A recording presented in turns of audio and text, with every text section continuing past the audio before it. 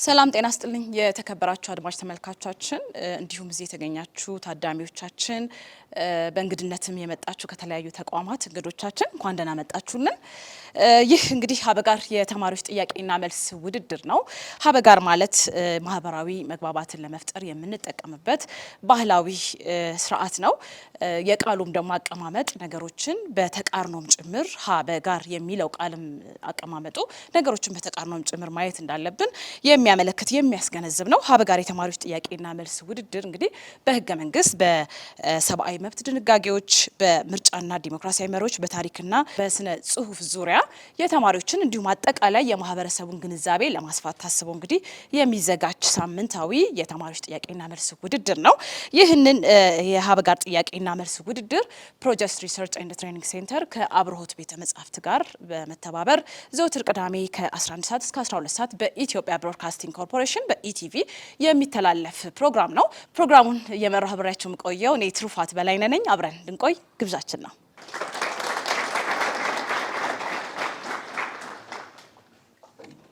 ክቡራና ክቡራት እንግዲህ ፕሮግራማችንን የምንጀምረው በግራና በቀኝ ያሉ ተወዳዳሪዎች አሉን። ተወዳዳሪዎቻችን ራሳቸውን ለአድማጭ ተመልካቾቻችን ያስተዋውቁና ወደ ጥያቄና መልሳችን የምንሄድ ነው የሚሆነው ማለት ነው።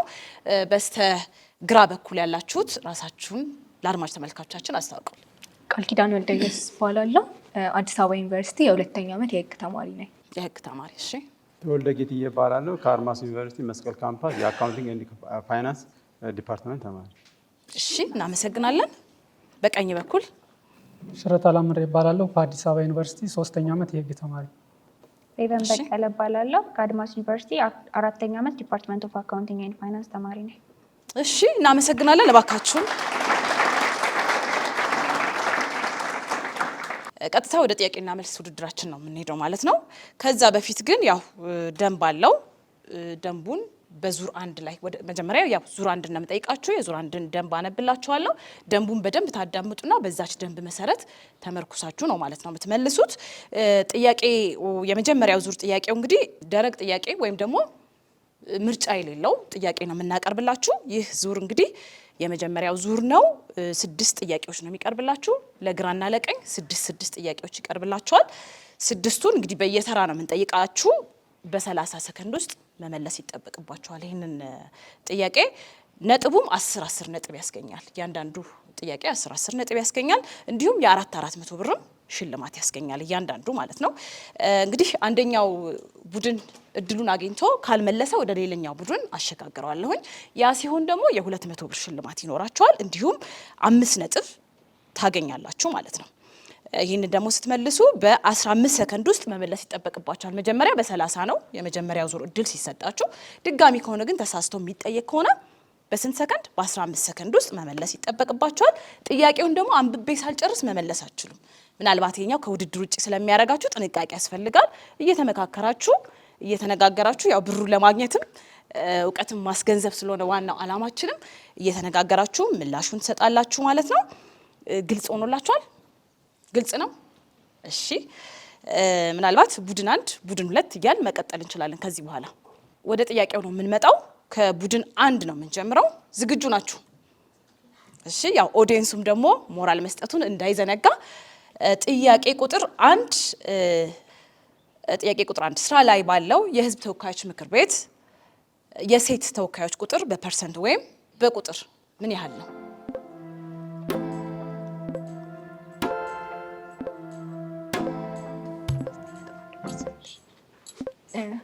202 በፐርሰንት ደግሞ 49.1%። ሰዓት ስላላችሁ ሞክሩ።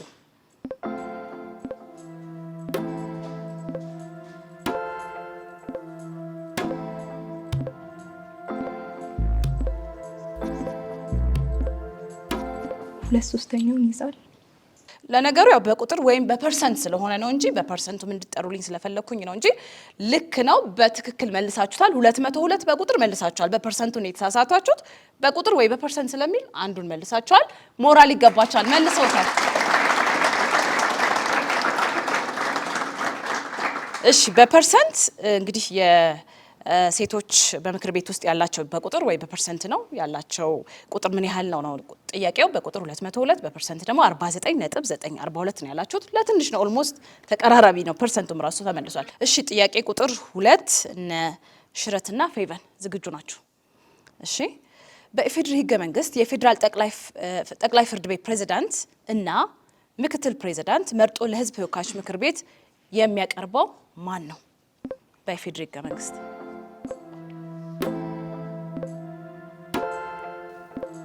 የኢፌዴሪ ጠቅላይ ሚኒስትር። የኢፌዴሪ ጠቅላይ ሚኒስቴር ነው ያሉት። ልክ ነው፣ ጠቅላይ ሚኒስትሩ ናቸው የሚያቀርቡት። በትክክል ተመልሷል። ጥያቄ ቁጥር 3 እነ ቃል ኪዳንና ተወልደ አንዲት ሴት ነፍሰ ጡር በመሆኗ ወይም በወሊድ ምክንያት ከስራ እንዳትባረር በግልጽ ጥበቃ የሚሰጠው ህግ በኢትዮጵያ ለመጀመሪያ ጊዜ ወጣው በስንት ዓመተ ምህረት ነው?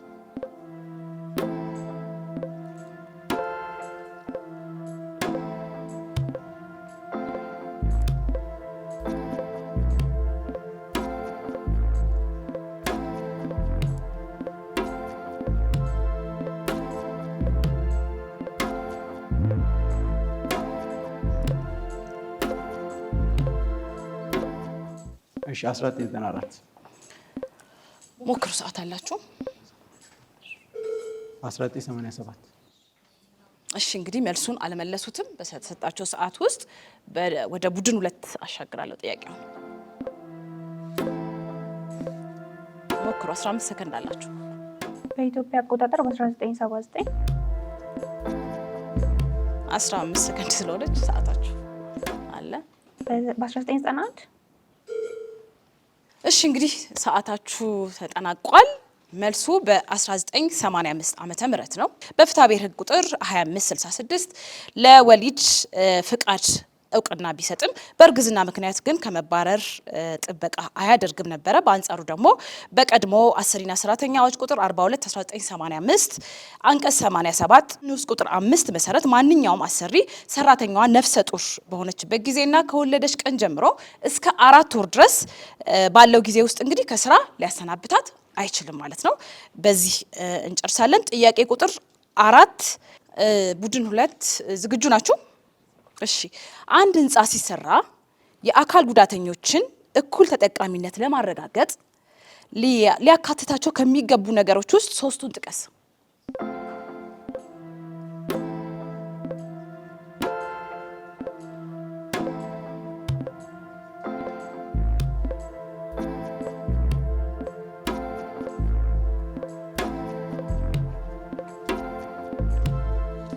ሰዓታችሁን ተጠቀሙበት፣ ተመካከሩ።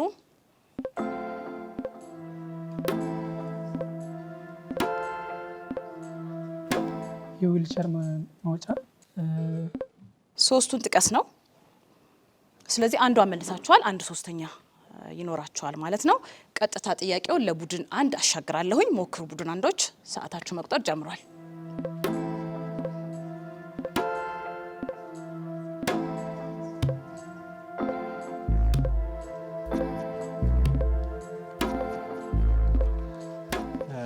የመጀመሪያው ድምጽ መወጣጫ።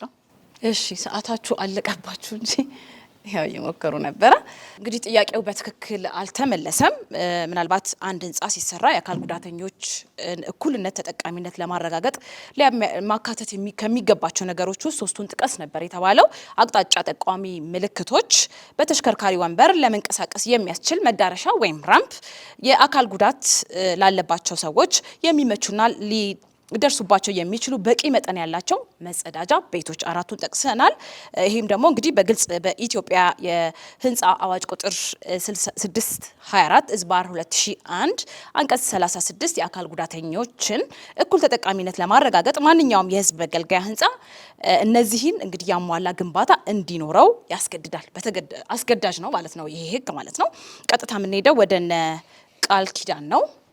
እሺ በኢትዮጵያ የህዝብ ተወካዮች ምክር ቤት የስራ ዘመን ከማብቃቱ ከዳሽ ወር በፊት አዲስ ምርጫ ተካሂዶ ይጠናቀቃል። ከዳሽ ወር በፊት ከአንድ ወር በፊት በትክክል ተመልሷል። እባካችሁ ሞራል ስጧት። ጥያቄ ቁጥር 6 ነው የምንሄደው። ጥያቄ ቁጥር 6 ለቡድን 2 ነው የሚቀርበው። ዝግጁ ናችሁ? እውነት ወይም ሐሰት ነው? ማንኛውም የመንግስት መስሪያ ቤት ክፍት የስራ መደቦችን በሰራተኛው ለማስያዝ በሚያደርገው የቅጥር ውድድር ከተወዳዳሪዎች መካከል ዝቅተኛውን የማለፊያ ነጥብ ለሚያሟሉ የአካል ጉዳተኞች ቅድሚያ መስጠት አለበት። እውነት ብለዋል። በትክክል መልሰውታል።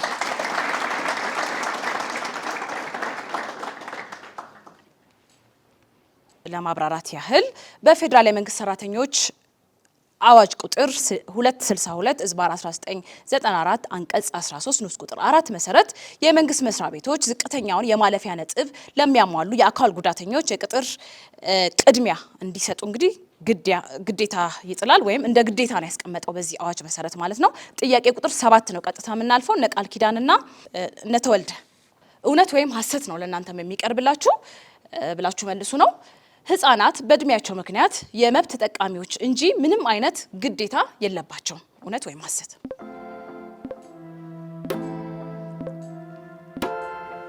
ሐሰት። ሐሰት ብለዋል። በትክክል መልሰውታል። እባካችሁ ሞራል ሰጧቸው። ህፃናት የመማር ቤተሰብን የማክበር የመታዘዝ እንዲና የመሳሰሉት ግዴታዎች ስላለባቸው ማለት ነው። እሺ እናመሰግናለን። ጥያቄ ቁጥር 8 ነው የምንሄደው።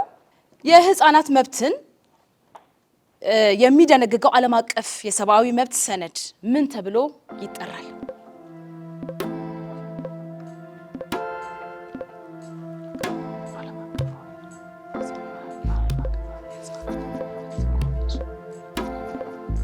ዓለም አቀፋዊ የህፃናት መብት ስምምነት።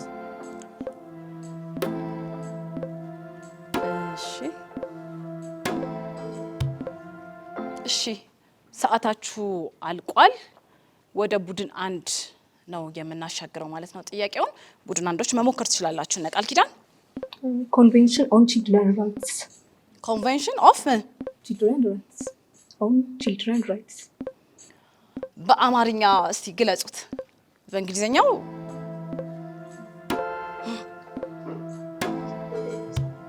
እሺ ሰዓታችሁ አልቋል። በትክክል መልሰውታል። እባካችሁ ሞራል ስጧቸው።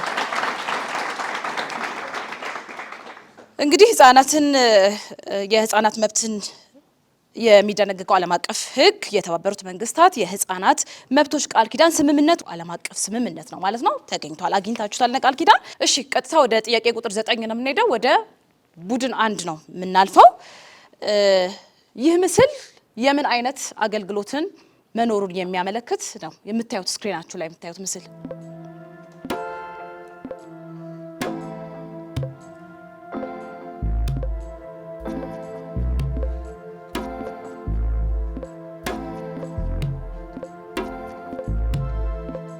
ሰዓታችሁን እየተጠቀማችሁበት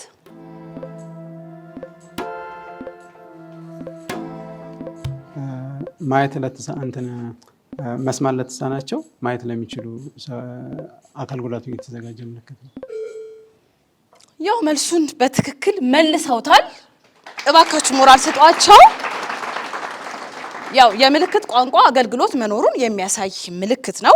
ምልክቱ ለንግግር፣ ለጉብኝት፣ ለአፈጻጸም፣ ለኮንፈረንስ ወይም ለሌላ ፕሮግራም የምልክት ቋንቋ አገልግሎት መኖሩን የሚያመለክት ምልክት ነው ማለት ነው። እሺ ጥያቄ ቁጥር 10 እነ ሽረትና ፌቨን ዝግጁ ናችሁ? እናንተም ያው የምስል ጥያቄ ነው። የምታዩት ምስል ምንን ይወክላል ወይም ያመለክታል?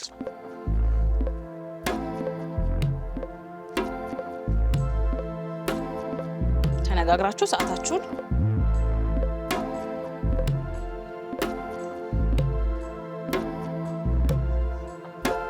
የሴቶች ጥቃት መቆምን ምልክት ነው የሚያሳየው። በትክክል መልሰውታል። እባካችሁ ሞራል ስጧቸው። በሴቶች ላይ የሚፈጸም ጥቃት ይቁም የሚል መልእክት ያለው ነው ማለት ነው። ስቶፕ የሚለውን የሚያሳይ ነው ማለት ነው። ስቶፕ ቫዮለንስ አጌንስት ውሜን የሚለውን ማለት ነው የሚያሳየው። እሺ ጥያቄ ቁጥር 11 ነው የምንሄደው። እነ ቃል ኪዳን በዓለም አቀፍ ደረጃ ምን ያህል ሴቶች አካላዊ ወይም ወሲባዊ ጥቃት ይደርስባቸዋል? ምርጫ አለው። ሀ ከ3 ሴቶች አንዷ፣ ለ ከ4 ሴቶች አንዷ፣ ሐመርሃ ከ5 ሴቶች አንዷ፣ መ ከ2 ሴቶች አንዷ። ሀ ከሴቶች አንዷ ከሴቶች አንዷ ብሏል። በትክክል መልሰውታል። ከሶስት ሴቶች አንዷ እንግዲህ ጾታዊ ጥቃት ይደርስባታል ማለት ነው። አካላዊ ጥቃት ይደርስባታል። ይሄ እንግዲህ ምን ያህል አሳሳቢ እንደሆነ ከሶስት ሴት አንድ ማለት ከባድ አሳሳቢ ደረጃ ላይ እንደደረሰ የሚያመለክት ነው። እሺ ቀጥታ የምንሄደው ወደ ጥያቄ ቁጥር 12 ነው። ጥያቄ ቁጥር 12 በዓለም አቀፍ ደረጃ በሴቶች መብት መከበር ላይ ከፍተኛ ማነቆ የሆነው የትኛው ነው? ሀ ባህላዊ ልማዶች፣ ለ የትምህርት ተደራሽ አለመሆን፣ ሐመርሃ ጾታን መሰረት ያደረገ ጥቃቶች፣ መ ሀና ለ መልስ ናቸው። ስክሪናችሁ ላይ የምታዩት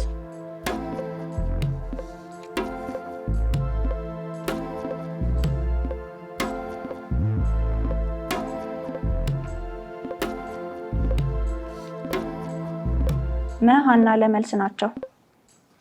መ ሀና ለ መልስ ናቸው ያሉት በትክክል አልመለሱትም። ቀጥታ የምናሸጋግረው ወደ ቡድን አንዶች ነው። ሞክሩ። 15 ሰከንድ አላችሁ። ሐመርሃ ጾታን መሰረት ያደረጉ ጥቃቶች። ጾታን መሰረት ያደረጉ ጥቃቶች በትክክል ተመልሷል። እባካችሁ ሞራል ስጣቸው። እንግዲህ የዚህ ዙር ጥያቄና መልስ ውድድራችን በዚሁ ተጠናቋል። ዳኞች እየሰሩ ነው ውጤታቸውን። ውጤቱ ሲጠናቀቅ እንግዲህ የምናሳውቅ ነው የሚሆን አድማጭ ተመልካቾቻችንን። እስከዛ ድረስ እንግዲህ ካፍታ ቆይታ በኋላ እንመለሳለን። አብራችሁን ቆዩ። ክቡራና ክቡራት እንግዲህ ውጤት ይዘን ተመልሰናል። የመጀመሪያውን ዙር ውጤት እናሳውቃለን። እነ ቃል ኪዳንና ተወልደ 60 ነጥብ አስቆጥሯል። እባካችሁ ሞራል ስጣቸው። እነ ሽረትና ፌቨን 34 ነጥብ አምጥተዋል። እባካችሁ ሞራል ለነሱ። የዚህ ዙር አሸናፊ እንግዲህ እነ ቃል ኪዳን ናቸው ማለት ነው። ቀጥታ ወደ ሁለተኛው ዙር ነው የምንሄደው። ዝግጁ ናችሁ ሁለታችሁም? ያው መርህ አለው እንደቀድሙ ሩል አለው ወይም ደንብ አለው። እሱን አነብላችኋለሁኝ። በዛ ደንብ መሰረት በዛ ሩል መሰረት ነው ማለት ነው የምንሄደው። ሁለተኛ ዙር ቀድሞ የመመለስ ውድድር ነው ይህ ውድድር። ይህ ዙር እንግዲህ 6 ጥያቄዎች ናቸው። ለሁለታችሁም እኩል የሚቀርብ ጥያቄ ነው። እንደቀድሞ ቡድን 1 ቡድን 2 እያልኩኝ አይደለም የምጠይቃችሁ። እኩል ነው ሬዝ ማድረግላችሁ፣ እኩል አነሳላችኋለሁ። ስለዚህ እንግዲህ ቀድሞ የመመለስ ጥያቄ ነው። በ60 ሰከንድ ውስጥ መመለስ ይጠበቅባቸዋል። 60 ሰከንድ አላችሁ። አንድ ጥያቄ አንዴ ብቻ ነው መሞከር የምትችሉት። ነጥቦቹ እንግዲህ 15 ነጥብ እንዲሁም የአንዳንድ ሺህ ብር ትልቅ ገንዘብ የሚያስገኝም ነው። 15 ነጥብም ትልቅ ማርክ እንዲሁም ትልቅ ገንዘብ የሚያስገኝ ውድድር ነው ማለት ነው። 15 ነጥብና አንዳንድ ሺህ ብር አለው። ጥያቄው ተነቦ ሳያልቅ መመለስ አይቻልም።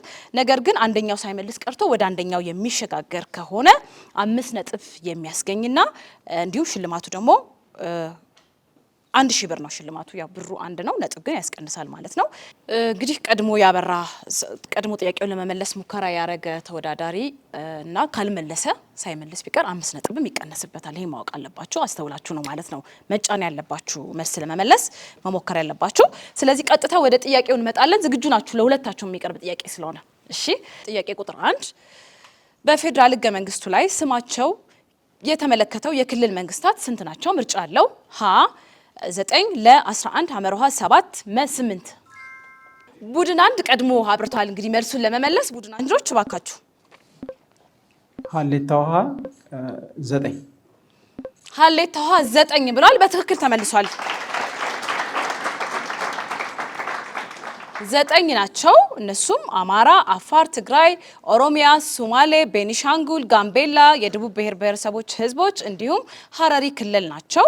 ሆኖም እንግዲህ ከህገ መንግስቱ በኋላ ተጨማሪ 3 ክልሎች ተመስርተው አሁን ላይ ቁጥራቸው 12 ደርሷል ማለት ነው። ጥያቄ ቁጥር 2 ነው የምንሄደው በቀጥታ። እሺ ጥያቄ ቁጥር 2 ከሚከተሉት ብሔሮች ውስጥ አንዱ በክልል መንግስትነት ደረጃ የተዋቀረ ነው። ምርጫ አለው። ሀ ጌዲዮ፣ ለሲዳማ፣ ሐመርሃ ጉራጌ፣ መ ወላይታ። ቡድን አንዶች አብርታቸዋል። ለሲዳማ በትክክል ተመልሷል። ባካችሁ ቀጥታ የምንሄደው ወደ ጥያቄ ቁጥር 3 ነው። ቡድን 1 ቡድን 2 ዝግጁ ናችሁ? የፌዴራሉ መንግስት ፕሬዝዳንት የስራ ዘመን ስንት ዓመት ነው? ምርጫ አለው። ሀ 5 ዓመት፣ ለ6 ዓመት፣ ሐመርሃ 3 ዓመት፣ መ 4 ዓመት። ቡድን አንዶች አብርታቸዋል። ለ6 ዓመት ለ6 ዓመት በትክክል ተመልሷል። ባካችሁ ሞራል ስጣችሁ። ጥያቄ ቁጥር 4 ግራቀኛችሁ ዝግጁ ናችሁ? ከዚህ በታች ከተመለከቱት ሀገራት ውስጥ የፌዴራል ስርዓት የማይከተለው ሀገር የትኛው ነው? ምርጫ አለው። ሀ ብራዚል፣ ለ ካናዳ፣ ሐመሮሃ ናይጄሪያ፣ መ ኬንያ። እሺ ቡድን አንድ አብርታቸዋል። ሀ ብራዚል። ሀ ብራዚል ነው ያሉት። በትክክል አልመለሱትም። ያው አንዴ ብቻ ነው ሙከራ የማድረግ የሚቻለው። ቀጥታ ማሻገረው ወደ ቡድን ሁለቶች ነው። መሞከር ትችላላችሁ ቡድን ሁለቶች። ኬንያ። መ ኬንያ ብሏል። በትክክል መልሰውታል። ጥያቄ ቁጥር 5 ዝግጁ ናችሁ አይደለም? እሺ ጥያቄ ቁጥር 5 የህፃናት መብት በአራት ቁልፍ አምዶች ወይም ፒላርስ ላይ የተመሰረተ ነው። ከነዚህ ውስጥ ሁለቱን ጥቀስ ወይም ጥቀሽ። እሺ ቡድን ሁለቶች አብርታችኋል። ቤስት ኢንተረስት ኦፍ ዘ ቻይልድ የሚለውና የህፃናት የመማር መብት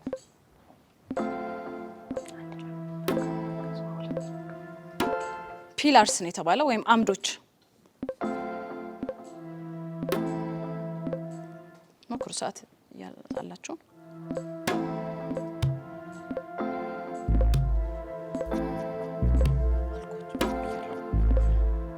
ተነጋገሩና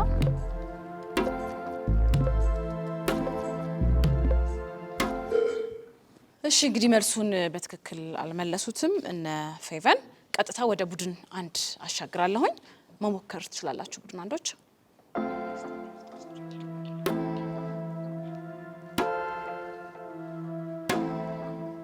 አንዱን ሞክር።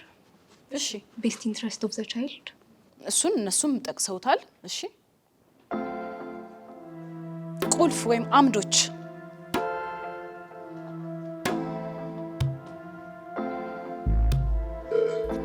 ሰከንዱ አልቋል። ቀጥታ እኔ መልሱን የምናገር ነው የሚሆነው። በሁለታችሁም በኩል አልተመለሰም ማለት ነው። የህፃናት መብት በአራት ቁልፍ ወይም ቁልፍ አምዶች ወይም ፒላርስ ላይ የተመሰረተ ነው። ከነዚህም ውስጥ ሁለቱን ጥቀስ ነበር የተባለው። ለመዘርዘር ያህል የህልውና መብት ሰርቫይቫል፣ የህይወት፣ የጤና፣ የምግብ፣ የመጠጥ መብቶችን ያጠቃልላል የህልውና መብት።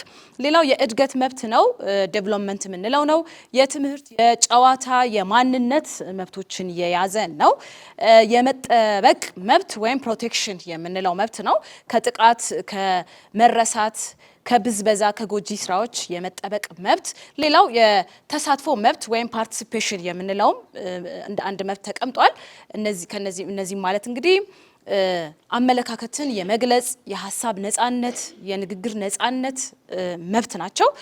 አራቱን ጠቅሰናል ማለት ነው። በሁለታችሁም አልተመለሰም። ቀጥታ ወደ ጥያቄ ቁጥር 6 እና የመጨረሻውን ጥያቄ ነው የምንሄደው የዚህን ዙር። ዝግጁ ናችሁ? ግራ ቀኛችሁ? እሺ ጥያቄ ቁጥር 6 ህፃናትን በሚመለከት እርምጃዎች በሚወሰዱበት ወቅት የህፃናትን የቅድሚያ መብት ተጠቃሚነት ወይም ቤስት ኢንትረስት ኦፍ ዘ ቻይልድ የማስጠበቅ ኃላፊነት ወይም ግዴታ በህግ የተጣለባቸው እነማን ናቸው?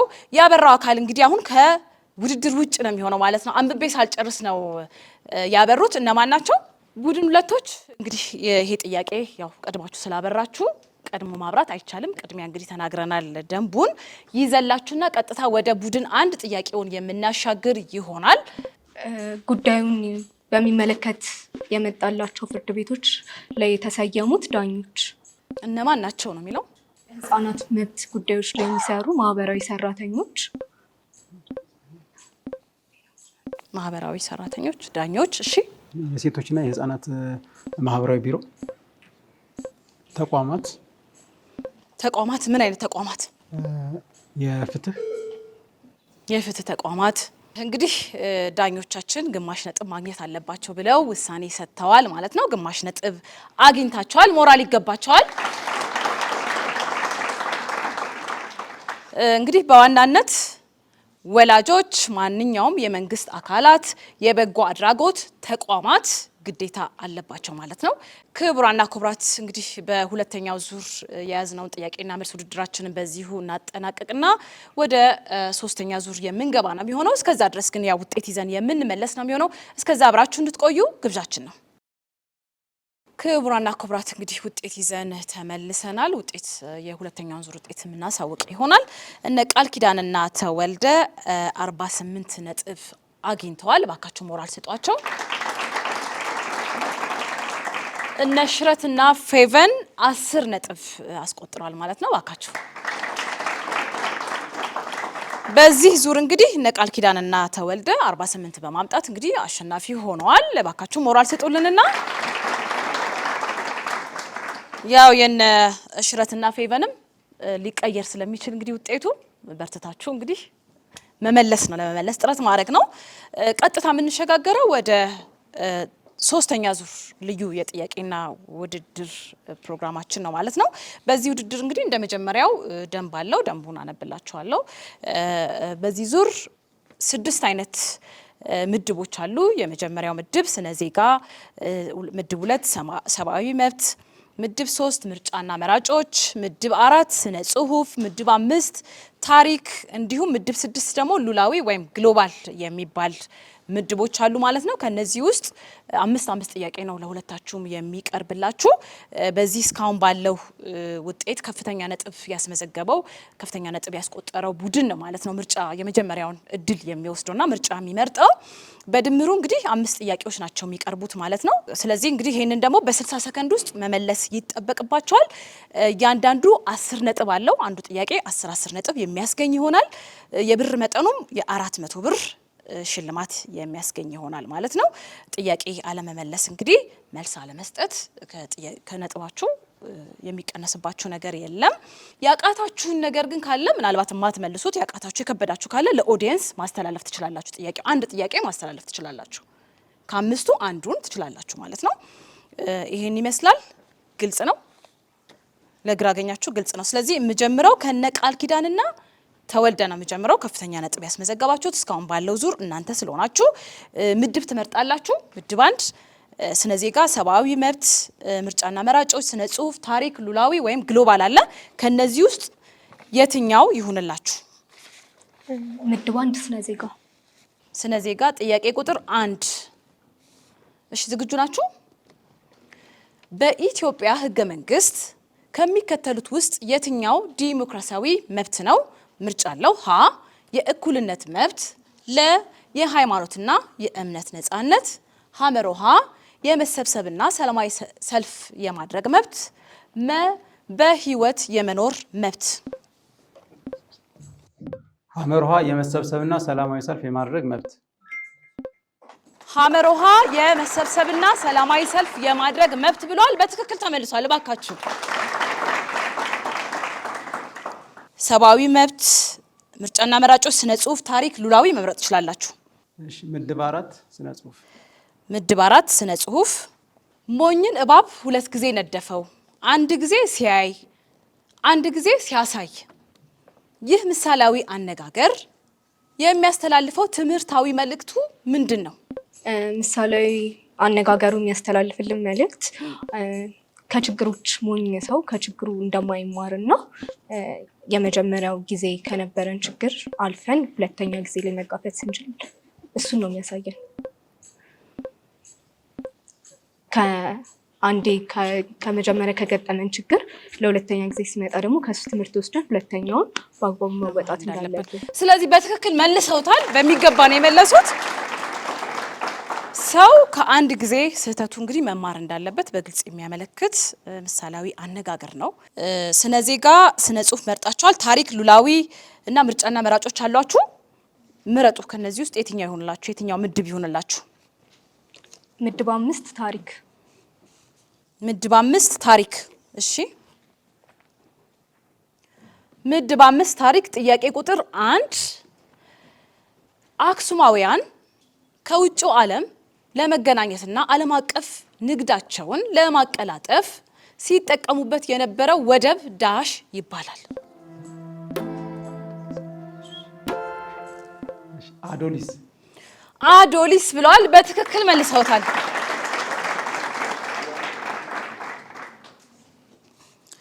እሺ ሉላዊ ያላችሁ፣ ምርጫና መራጮች፣ ሰብአዊ መብት አላችሁ። ከነዚህ ውስጥ የቱ ምድብ ይሁንላችሁ? ምድብ 2 ሰብአዊ መብት። ምድብ 2 ሰብአዊ መብት። ሰብአዊ መብት ጥያቄ ቁጥር 1 ሰብአዊ መብቶች ሀ ምርጫ አለው በህግ የሚሰጡ ናቸው። ለ የአንድ ብሔር አባል በመሆን የሚገኙ ናቸው። ሐመሮሃ ዜግነትን መሰረት አድርገው የሚገኙ ናቸው። መ በተፈጥሮ የሚገኙ ናቸው።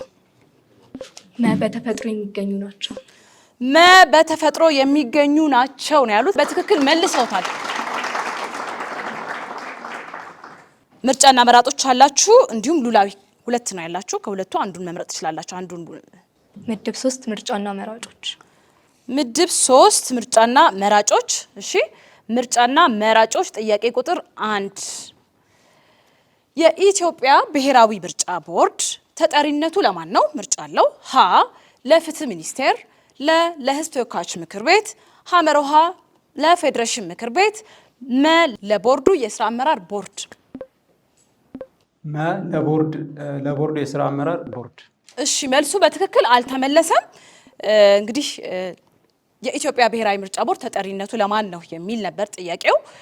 ምናልባት እንግዲህ መሞከር የምትችሉ ከሆነ ድሉን ለቡድን 2 አስተላልፋለሁኝ። ለህዝብ ተወካዮች ምክር ቤት። ለህዝብ ተወካዮች ምክር ቤት ብለዋል። በትክክል መልሰውታል። እባካችሁ ሞራል ስጧቸው።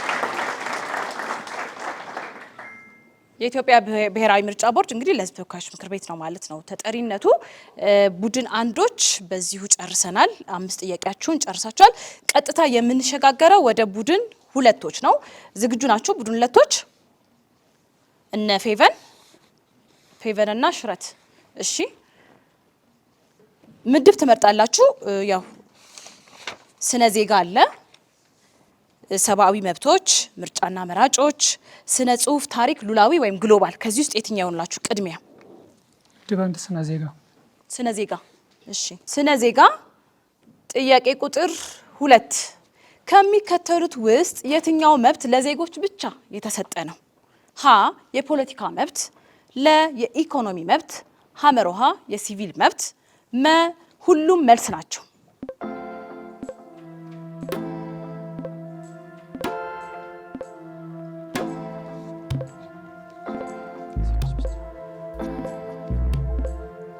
የፖለቲካ መብት ሀ ለዜጎች ብቻ የተሰጡ መብት ፖለቲካ መብት ነው። በትክክል ተመልሷል። እባካችሁ ሞራል ስጣቸው። ምድብ ምረጡ እነ ፌቨን። ሰብአዊ መብት አለ፣ ምርጫና መራጮች፣ ስነ ጽሁፍ፣ ታሪክ፣ ሉላዊ ወይም ግሎባል። ምድብ 2 ሰብአዊ መብት። ምድብ 2 ሰብአዊ መብት። እሺ ምድብ 2 ሰብአዊ መብት ጥያቄ ቁጥር 2 ነው የምናቀርብላችሁ። የመብት አይነቶች ወይም ምድቦች ስንት ናቸው? ምርጫ አለው። ሀ 4፣ ለ 2፣ ሐመሮሃ 3፣ መ 5። ሰዓት አላችሁ፣ ተነጋገሩበት።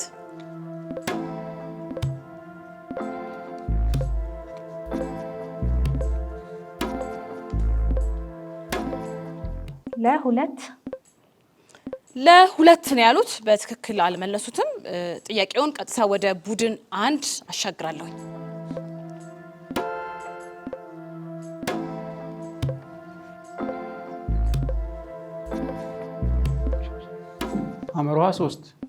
ሐመሮሃ 3 ብለዋል። በትክክል መልሰውታል። እባካችሁ ሞራል ስጧቸው። የመብት አይነቶች እንግዲህ 3 ናቸው። እነሱም የተፈጥሮ መብቶች፣ የሞራል ወይም የስነ ምግባር መብቶች እንዲሁም በህግ የሚሰጡ መብቶች ናቸው። እሺ ወደ ሌላ ምድብ ምርጫ መሄድ ትችላላችሁ።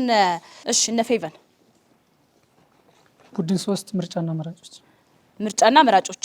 እሺ ምድብ 3 ምርጫና መራጮች ጥያቄ ቁጥር 2 ዝግጁ ናችሁ? እነ ፌቨን ጠቅላይ ሚኒስትሩ ለምርጫ ቦርድ እጩ የስራ አመራር ቦርድ አባላትን እንዲመለምል ገለልተኛ ኮሚቴ ያቋቁማል። በዚህ ኮሚቴ ውስጥ በአባልነት የማይካተት የትኛው ነው? ሀ የኢትዮጵያ ፖለቲካ ፓርቲዎች የጋራ ምክር ቤት፣ ለ የኢትዮጵያ ሰብአዊ መብት ኮሚሽን፣ ሐመሮሃ የኢትዮጵያ ሰራተኞች ኮንፌዴሬሽን፣ መ የኢትዮጵያ ሳይንስ አካዳሚ። ሰዓት ስላላችሁ ተነጋገሩበት፣ ተወያዩ።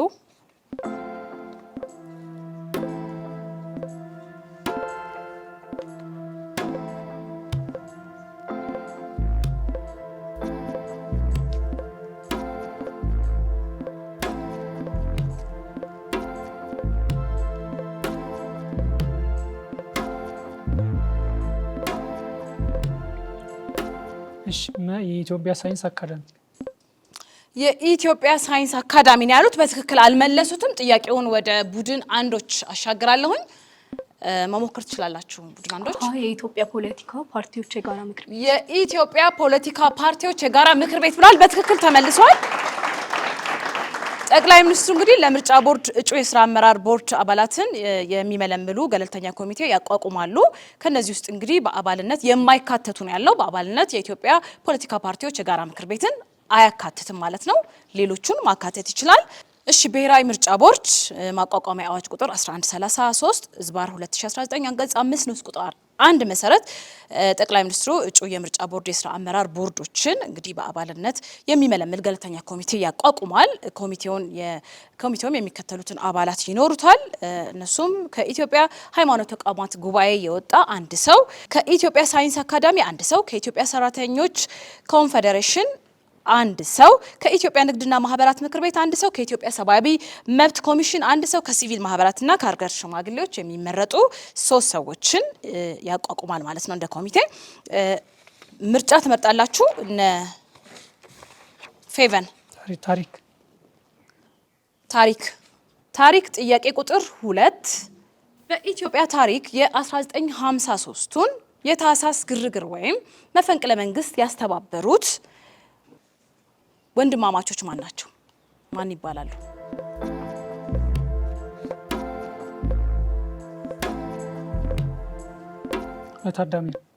ለታዳሚ ትችላላችሁ።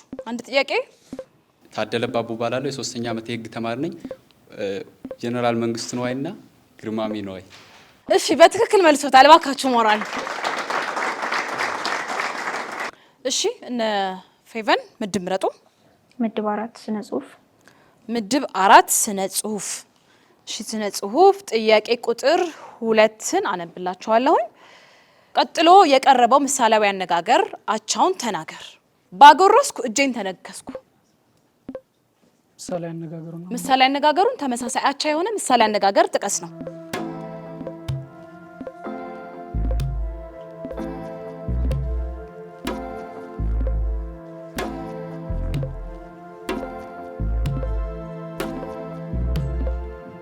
እጸድቅ ብዬ ባዝላት ተንጠልጥላ ቀረች። እጸድቅ ብዬ ባዝላት ተንጠልጥላ ቀረች ነው ያሉት እና ፌቨን በትክክል መልሰውታል።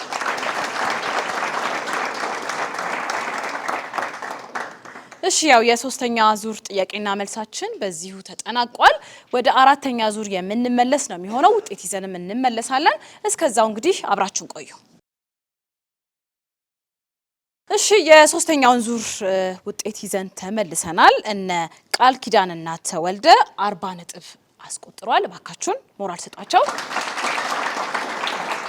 እነ ሽረትና ፌቨን 30 ነጥብ አስመዝግቧል። በዚህ ዙር እባካችሁ ሞራል። የዚህ ዙር አሸናፊ እንግዲህ እነ ቃል ኪዳን ናቸው ማለት ነው። ለአሸናፊዎች አሁን ሞራል ስጡልን። አሁን እንግዲህ በቀጥታ የምንሸጋገረው ወደ መጨረሻው የጥያቄና መልስ ዙር ወይም ውድድራችን ነው የሚሆነው። ይሄም እንግዲህ እንደ በፊቶቹ ሁሉ የራሱ የሆነ ደንብ አለው። እሱን አነብላችኋለሁ። በዛ ደንብ መሰረት እንግዲህ እየተመራን ጥያቄና መልሳችንን የምናደርግ ነው የሚሆነው። በዚህ ዙር የታወቁ ግለሰቦችን ወይም ሰዎችን ቦታዎችን ታዋቂ የሆኑ ቦታዎችን እንዲሁም ደግሞ በምልክትም የሚጠየቁ ጥያቄዎች አሉ። በምልክት ይመጣላችኋል። እነዚህን የመመለስ የጥያቄና መልስ ውድድር ነው። 3 ጥያቄዎች ነው የሚቀርብላችሁ። እነዚህን ጥያቄዎች እንግዲህ በ30 ሰከንድ ውስጥ መመለስ ይጠበቅባችኋል። እያንዳንዱ ጥያቄ 15 ነጥብ የሚያስገኝ ይሆናል። እንዲሁም የብር ሽልማቱ 400 ብር ነው። አንዱ ጥያቄ 400 ብር ያሸልማል። ፍንጭም ይነገራችኋል። በአንደኛ ፍንጭ ከመለሳችሁ 400ችሁን እንዲሁም ደግሞ 15 ነጥባችሁን ሙሉን ታገኛላችሁ። ፍንጭ 2 የምትጠይቁ ከሆነ ግን ፍንጭ 2 ይነበብልን ካላችሁ 10 ነጥብ ይሆናል ማለት ነው። ነጥቡ ያንሳል። ብሩም እንደዛው 200 ብር ይሆናል። ከ400 ወደ 200 ብር ዝቅ ይላል ማለት ነው። ጥያቄውን አለመመለስ የሚያስቀንስባችሁ ነጥብ የለም። እንደ ቅድሙ የሚቀነስ ነጥብ የለም። ሌላው እንግዲህ ቅድምም እንዳልናችሁ እኔ አንብቤ ሳልጨርስ ጥያቄውን መመለስ አትችሉም ማለት ነው። ጥያቄው እስከሚያልቅ መጠበቅ ይኖርባችኋል። ስለዚህ ዝግጁ ናችሁ ማለት ነው። እነ ቃል ኪዳን ዝግጁ ናችሁ? እሺ ይህ እንግዲህ የአራተኛው ዙርና የመጨረሻው ዙር የጥያቄና መልስ ውድድራችን ነው። ይህንን ጥያቄና መልስ ውድድር እንግዲህ የምንጀምረው ጥያቄውን ከቡድን አንድ ነው የምንጀምረው።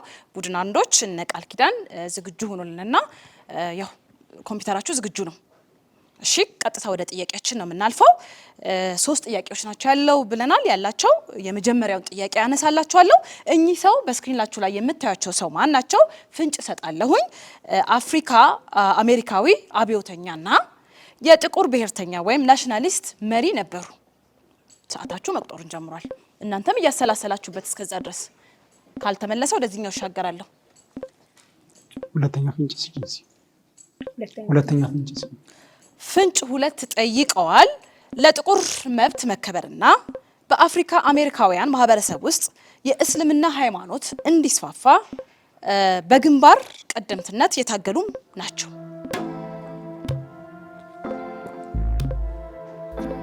እሺ ሰዓት አልቋል። ቀጥታ የምንሻገረው ወደ እነ ፌቨን ነው። እነ ፌቨን መሞከር ትችላላችሁ።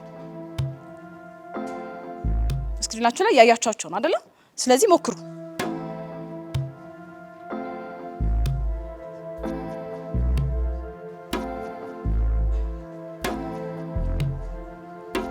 አናቃቸውም ብለዋል። እንግዲህ መልሱ እንግዲህ ማልኮም ኤክስ ናቸው።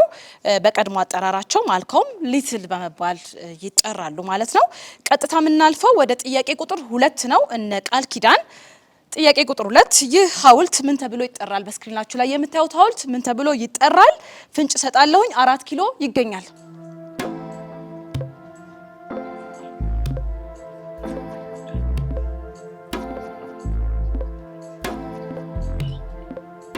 የድል ሐውልት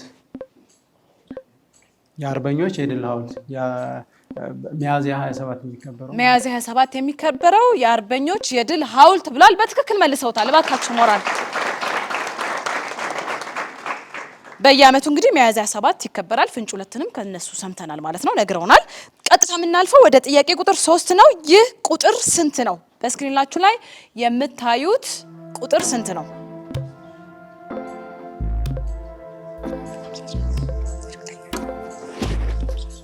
458 ብለዋል። በትክክል መልሰውታል። ስለዚህ እንግዲህ ቀጥታ የምንሸጋገረው ጥያቄውን የምናሻገረው ወደ እነ ፌቨን ነው። 3 ጥያቄያቸውን ጨርሰዋል እነ ቃል ኪዳን። እነ ፌቨን ጥያቄ ቁጥር 1 ዝግጁ ናቸው አይደለ? ይህ ታሪካዊ ህንፃ የሚታወቀው በምንድን ነው? ፍንጭ ሰጣለሁኝ። አዲስ አበባ ከሚገኘው ታሪካዊ ቅርሶች መካከል አንዱ ነው።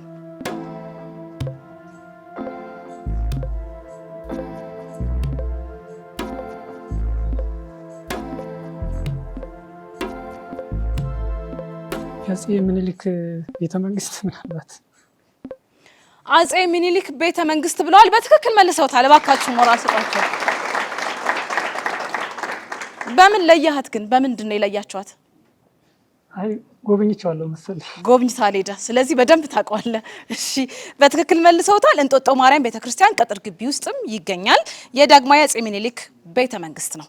እሺ ጥያቄ ቁጥር 2 እኚህ ሰው ማን ናቸው? በስክሪናችሁ ላይ የምታዩቸው ሰው ማን ናቸው? ፍንጭ ሰጣለሁኝ። የደቡብ አፍሪካ ታዋቂ ፖለቲከኛ እንዲሁም የጸረ አፓርታይድ ጸረ ዘረኝነት ስርዓት ታጋይ ነበሩ።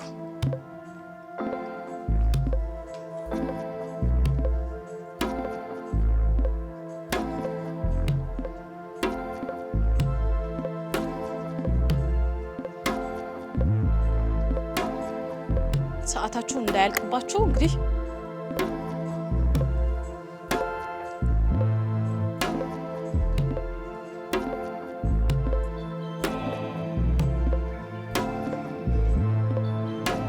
እሺ ሰዓታችሁ አልቋል። ልትሞክሩ ነበር አይደለም? አታውቁትም ጭራሽ። እሺ ፍንጭም መጠየቅ ትችሉ ነበረ።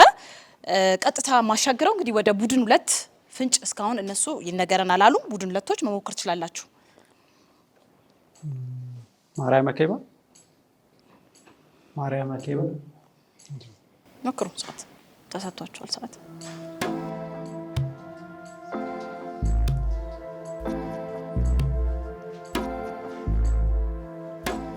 እሺ እንግዲህ ያው ነጥብ አያስገኝም ቢመልሱትም ፍንጭ ሁለትም የታዋቂ ሀገር መሪ ሚስትም ነበሩ። ስማቸው ዊኒ ማንዴላ የኔልሰን ማንዴላ ባለቤት ወይም ሚስት ነበሩ ማለት ነው። ባካችሁ ሞራል። እሺ ጥያቄ ቁጥር 3 ይህ ቁጥር ስንት ነው? በስክሪናችሁ ላይ የምታዩት ቁጥር ስንት ነው? የህግ ተማሪ መሀላችሁ አለ?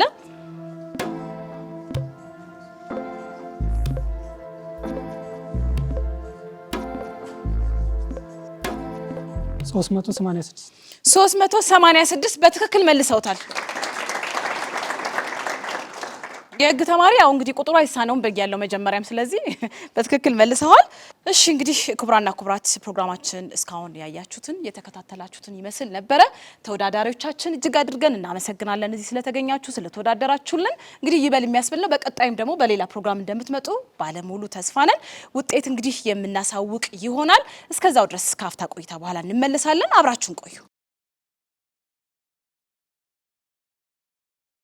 እሺ ቀጥታ እንግዲህ የአራተኛውን ዙር ውጤት የምነግራችሁ ነው የሚሆነው። እነ ቃል ኪዳንና ተወልደ 20 ነጥብ አግኝተዋል በአራተኛው ዙር። ሽረትና ፌቨን እንዲሁም እናንተም 20 ነጥብ አግኝታችኋል። ሁለታችሁም እኩል ናችሁ ማለት ነው በዚህ ዙር። ፋይናል ውጤቱም እንግዲህ ደርሶናል ወይም የመጨረሻው ድምር ውጤት ደርሶናል። እነ ቃል ኪዳንና ተወልደ 164 ነጥብ አስመዝግበዋል። እባካችሁ ሞራል ስጧቸው። እነ ሽረትና ፌቨን 94 ነጥብ አስመዝግበዋል። እባካችሁ ሞራል። ቃል ኪዳንና ተወልደ 164 ነጥብ በማምጣት አሸናፊ ሆኗል ማለት ነው። እንኳን ደስ አላችሁ። እባካችሁ ሞራል ስጧቸው። እንግዲህ ተወዳዳሪዎች ተማሪዎች ብቻ ሳይሆኑ ኦዲየንሱም ደግሞ የተወሰነ ጥያቄ ቢጠየቅ የሚል እንትናለና ጥያቄ እንጠይቃለን ማለት ነው። ለኦዲየንሱ ሽልማትም ያስገኛል። 200 ብር ሽልማት የሚያስገኝ ነው የሚሆነው። ጥያቄውን እጅ በማውጣት ነው የሚመለሰው። እሺ ጥያቄ ቁጥር 1 እጅግ ፈጣኑ የምድር እንስሳ ማን ነው? እንግዲህ ኦልሞስት ሁላችሁም አውጥታችኋል ነው። በዚህም አንድ እድል እሰጣለሁኝ። እሺ እዛ ጋር ከኋላ እስቲበል አበሻ እባላለሁ። የ3ኛ ዓመት አካውንቲንግ ኤንድ ፋይናንስ። ያው መልሱ ደግሞ በመራችን ላይ ፈጣኑ የዱር እንስሳ አቦ ሸማኔ ወይ ደግሞ ቺታ ማለት ነው። አቦ ሸማኔ ወይም ቺታ እጅግ ፈጣኑ እንስሳ በማለት መልሷል። እባካችሁ ሞራል በትክክል መልሰውታል። እሺ ጥያቄ ቁጥር 2 ጥያቄ ነው ወደናንተ ማድረሰው ብያለሁኝ። የአፍሪካ አሜሪካውያን ታሪክና ስኬት ለማሰብ በየዓመቱ በአሜሪካን ሀገር የጥቁር ታሪክ ወር ብላክ ሂስትሪ መንዝ ተብሎ ይከበራል። ይህ መታሰቢያ በምን ወር ይውላል? ወሩን እሺ ወደዚህ ጋር ለፍና ለሴቶች ደግሞ እድል ልስጥ። ስሜራ ዮናስ ይባላል። የኮተቤ ሳይንስ ሼርድ ካምፓስ 11ኛ ክፍል ተማሪ ነኝ እና ወሩ ፌብራሪ ነው ወይም የካቲት ወይም ፌብራሪ በማለት መልሰዋለች። በትክክል መልሰዋለች። እንግዲህ ያው የፋይናል ውጤት ወይም የድምር ውጤት እናሳውቃለን፣ ገንዘቡንም እናሳውቃለን። ቃል ኪዳንና ተወልደ 164 ነጥብ አስመዝግበዋል። የገንዘብ መጠኑም 8300 ብር አግኝተዋል ማለት ነው። ባካችሁ ሞራል ስጣቸው። ሽረት እና ፌቨን ነጥባችሁ 94 ነው። የገንዘብ መጠኑም 4400 ብር አግኝታችኋል። ባካችሁ ሞራል ስጣቸው። የዚህ ዙር አሸናፊዎች እንግዲህ ቃል ኪዳንና ተወልደ ናቸው። እጅግ ሞራል ያስፈልጋቸዋል። እባካችሁ ሞራል። እንግዲህ በመሀከላችን እንግዶች ይገኛሉ ብለን መግቢያችን ላይ አስተዋውቀናል። እንግዳችን ወይዘሪት ገነት ተስፋዬ የኢትዮጵያ ሴቶች ፌዴሬሽን ዋና ዳይሬክተር፣ እባኮትን ወደ መድረክ ይመጡና ሽልማታችንን ለተወዳዳሪዎቻችን ይሰጡልናል። እባኮትን በጭብጨባ ሸኙልን። እሺ እንኳን ደህና መጡ። ቡድን አንዶች ቃል ኪዳንና ተወልደ ሽልማታችሁን እንድትወስዱልን እባካችሁን ወደዚህ ኑልን።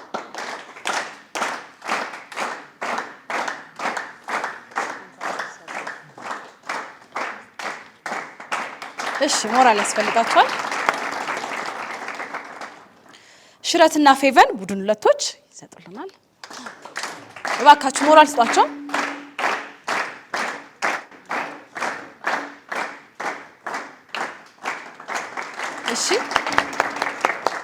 እናመሰግናለን። እንግዲህ ወይዘሪት ገነት የተወሰነ ነገር ማለት እፈልጋለሁ እያሉ ነው። እድሉን እንሰጣቸዋለን። እባክዎትን። እሺ አመሰግናለሁ። እንግዲህ ሀበጋርን ሳላመሰግን አላልፍም። በዚህ በሀበጋር ጥያቄና መልስ ውድድር የኢትዮጵያ ሴቶች ፌዴሬሽን ወክዬ ታዳሚ እንደሆን ስለጋበዘኝ አመሰግናለሁ። የኢትዮጵያ ሴቶች ፌዴሬሽን በአገር አቀፍ ደረጃ የተቋቋመ ሲቪክ ማህበር ነው። ቅድም ሲባል እንደነበረ የአካል ጉዳተኞች የተለያዩ ዘርፍ ላይ የተሰማሩ ሴቶች ናቸው የዚህ ስብስብ ማለት ነው። በአገር አቀፍ ደረጃ የተቋቋመ ነው። ከ54 አባል ማህበራት በላይ አሉት። 8.6 ሚሊዮን አካባቢ ሴቶች ያቀፈ ነው። ፌዴሬሽኑ ያው የሴቶች ላይ ትኩረት አድርጎ የሚሰራ ነው። በኢኮኖሚካሊ በማህበራዊና በፖለቲካዊ ተሳትፏቸውን ለማረጋገጥና ተጠቃሚነታቸውን ለማረጋገጥ አበክሮ የሚሰራ ተቋም ነው። ያው እንደምናውቀው በ2018 7ኛው ሀገራዊ ምርጫ አለና እዚህ ላይ ሴቶች ምርጫው ላይ እንዲሳተፉ በአሁን ሰዓት ትኩረት አድርጎ እየሰራ ያለበት ሁኔታ አለ። እናንተም ደግሞ የዩኒቨርሲቲ ተማሪዎች ናችሁ፣ የነገ ሀገር ተረካቢዎች ናችሁ ብዬ አስባለሁና በነገ ያው ምርጫ ሲባል የነገን የኢትዮጵያ እጣ ፋንታ መወሰን ስለሆነ እዛ ላይ መምረጥ እንዳለባችሁ፣ ምርጫ ላይ መሳተፍ እንዳለባችሁ ማሳሰብ እፈልጋለሁ። ምክንያቱም የነገን የኢትዮጵያ እጣ ፋንታ መወሰን ላይ አሻራችሁ ማሳረፍ እንዳለባችሁ መልእክቴን ማስተላለፍ እፈልጋለሁ። ከዛ ውጪ መልካም ጊዜ ይሁንላችሁ። እጅግ በጣም አመሰግናለሁ። ታንኪዩ። እሺ እኛም እናመሰግናለን። ባካችሁ ሞራል ስጡልን። ክቡራና ክቡራት ፕሮግራማችን እስካሁን ያያችሁትን የተከታተላችሁትን ይመስል ነበረ። እንግዲህ በቀጣይ በአዲስ ተወዳዳሪዎች በአዳዲስ ጥያቄዎች የምንገናኝ ነው የሚሆነው። እዚህ እንግዲህ የታደማችሁ ታዳሚዎቻችን፣ በክብር የተጋበዛችሁ እንግዶቻችን፣ ዳኞቻችን፣ ካሜራማኖቻችን፣ ተወዳዳሪዎቻችን በግራና በቀኝ ያላችሁ እጅግ አድርገን ልናመሰግናችሁ እንወዳለን። ይህም ፕሮግራም እንግዲህ አዘጋጅቶ ወደ እናንተ የሚያቀርብላችሁ ፕሮጀክት ሪሰርች ኤንድ ትሬኒንግ ሴንተር ከአብርሆት ቤተ መጻሕፍት ጋር በመተባበር ነው። ዘወትር ቅዳሜ ከ11 ሰዓት እስከ 12 ሰዓት በኢትዮጵያ ብሮድካስቲንግ ኮርፖሬሽን የሚተላለፍ ፕሮግራም ነው። እንግዲህ ፕሮግራማችን የዛሬው በዚሁ ተጠናቋል። ሳምንት እስከምንገናኝ ቸር ሰንብቱልን።